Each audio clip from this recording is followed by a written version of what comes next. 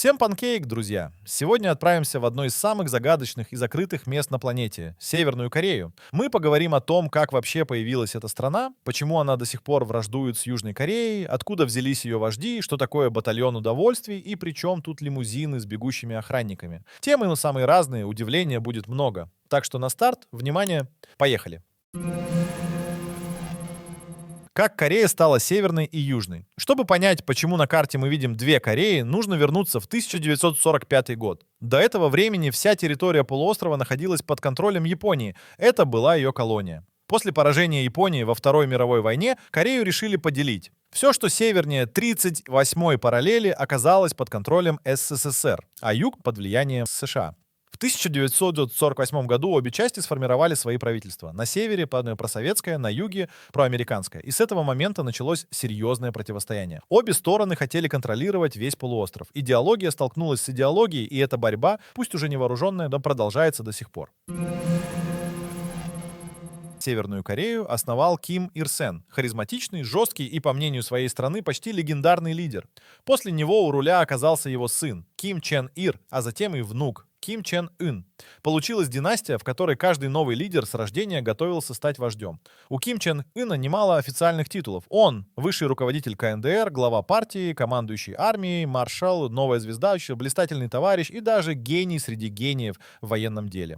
Молодой, амбициозный, харизматичный, он не только наследник, но и главный политический символ страны. Охрана Ким Чен Хына — это целая армия. Каждый день его защищают сотни вооруженных до зубов людей, а всего личная гвардия насчитывает около 25 тысяч человек.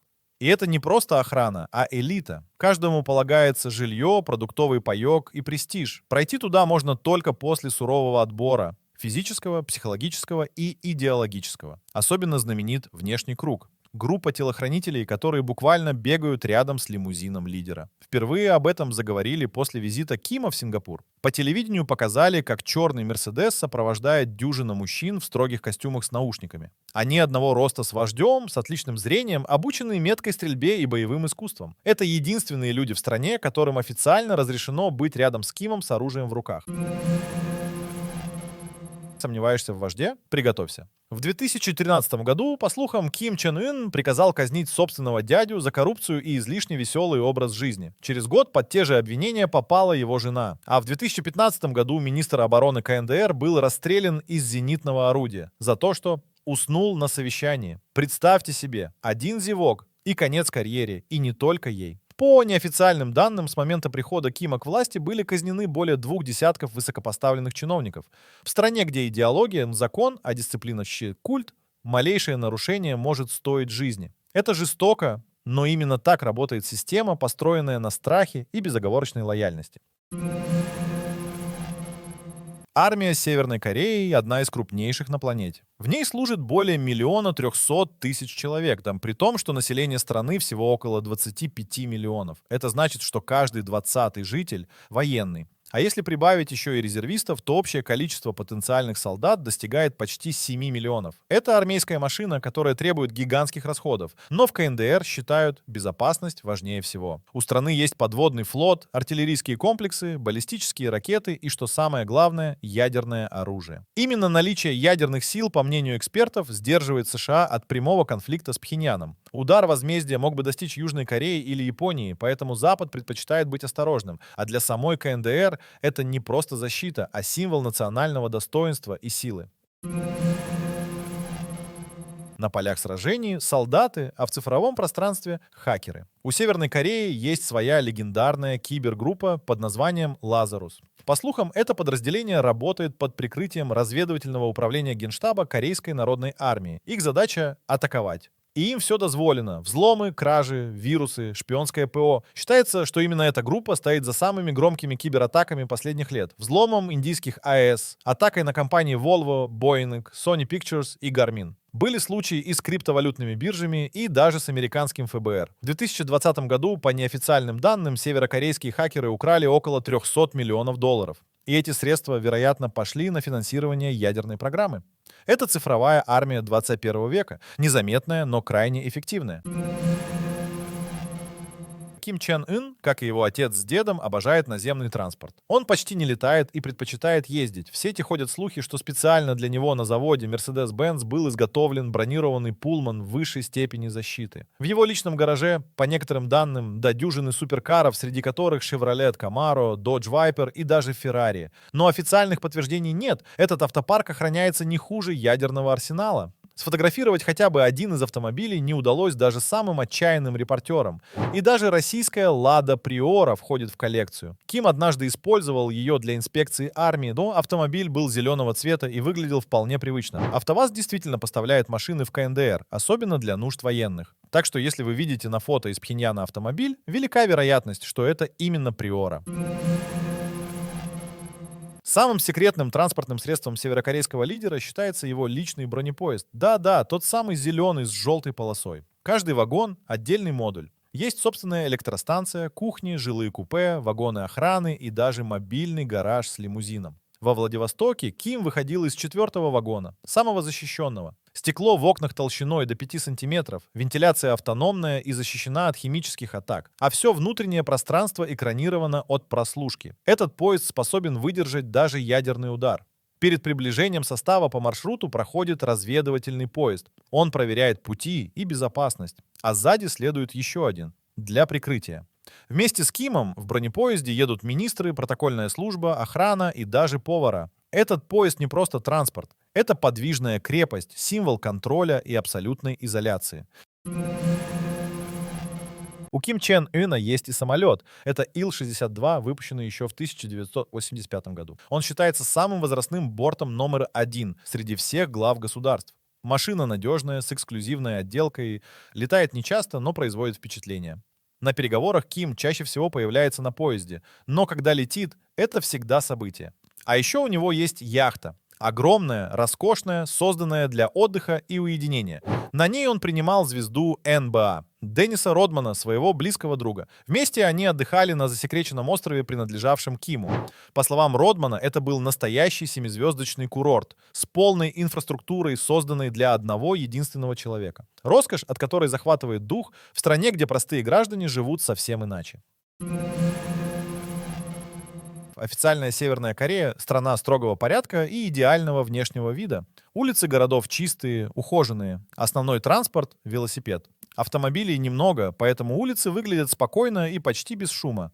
Люди стройные, подтянутые, аккуратные. Не только потому, что так принято, но и потому, что выбор еды и одежды невелик. Страна почти полностью обеспечивает себя продовольствием. Одежда в основном местного производства. Мужчины предпочитают строгие кители, застегнутые под подбородок. Женщины — платья, часто ярких цветов. Общий стиль — аккуратность и скромность. Все строго, но по-своему эстетично. А пейзажи — это отдельная история. Террасные рисовые поля аккуратно возделаны, словно ландшафт сам подстраивается под идеологию. Все должно быть под контролем. И природа, и человек.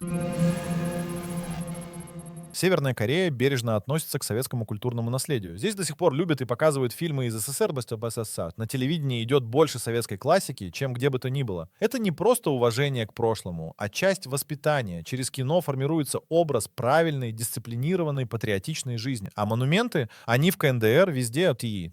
Огромные, торжественные, символичные. Один из самых интересных — местный аналог скульптуры «Рабочий и колхозница». Только тут рядом стоит еще и интеллигент с поднятой рукой и кистью для написания иероглифов. Это важная деталь. Здесь к движущим силам революции официально причислен и умственный труд. Жизнь северокорейца подчинена четкой структуре. Рабочая неделя — шестидневная. Отдых строго по расписанию. Молодым людям не спешат создавать семьи. Жениться и выходить замуж принято ближе к 30. У женщин в 25-28, у мужчин в 28-30 лет. Сначала труд. Прежде чем построить семью, каждый гражданин должен отдать стране свои лучшие годы, доказать свою преданность, проявить себя в профессии, в службе. Это не просто правило. Это социальная норма, воспитываемая с детства. Личная жизнь, как ни странно, не считается личным делом. Это часть системы, и общество следит за тем, как ты ее строишь. Внутри страны доступ к информации жестко ограничен. Радиоприемники разрешены только с фиксированной настройкой. Слушать зарубежные радиостанции запрещено и карается тюремным заключением. Телевизоры подлежат обязательной регистрации. Частоты блокируются, органы управления опечатываются. Все, что видит и слышит гражданин, строго одобрено государством. Но за пределами страны у Северной Кореи есть собственный медиарупор «Голос Кореи». Это мощная международная радиостанция, вещающая на 8 языках, включая русский. Ее цель — распространять взгляд КНДР на мировые события. Интернета в стране нет. Вместо него существует закрытая внутренняя сеть, аналог без выхода в мировой веб. При этом печатаются даже иностранные издания на английском и французском для дипломатических целей и пропагандистской работы за рубежом.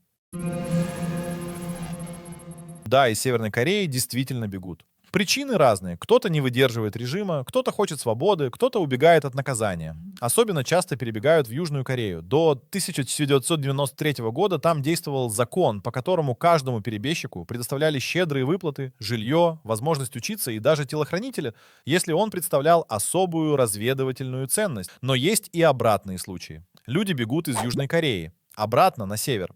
Причины бывают неожиданные. Спецслужбы возвращают своих агентов, кто-то сталкивается с дискриминацией в Южной Корее и не справляется с новой реальностью, а кто-то просто скрывается от наказания за преступления. Среди известных примеров офицеры, генералы, министры были перебежчики из академической среды, например, профессор философии или чиновник Министерства морских дел. Интересно, что некоторые даже возвращаются целыми семьями и получают, как ни странно, достаточно мягкое обращение, если не нарушили важных государственных тайн. Можно ли в Северной Корее гулять в одиночку? Если ты местный, да, конечно. Но если ты иностранец, то в одиночестве тебя никто не оставит. Туристам, даже если формально об этом не говорят, почти всегда выделяют персонального сопровождающего. Он-то не просто гид, он твой тень, наблюдатель, охранник идеологии. Его задача, да, не только рассказывать, но и следить, куда ты пошел, с кем поговорил, на что посмотрел. Свободы перемещения нет. Ты не можешь самовольно покинуть отель или прогуляться по рынку. Все строго по маршруту, по графику и под контролем. Но при этом стоит признать, большинство таких сопровождающих вежливые, улыбаются и делают все, чтобы поездка запомнилась. Но настоящую Северную Корею ты без фильтра все равно не увидишь.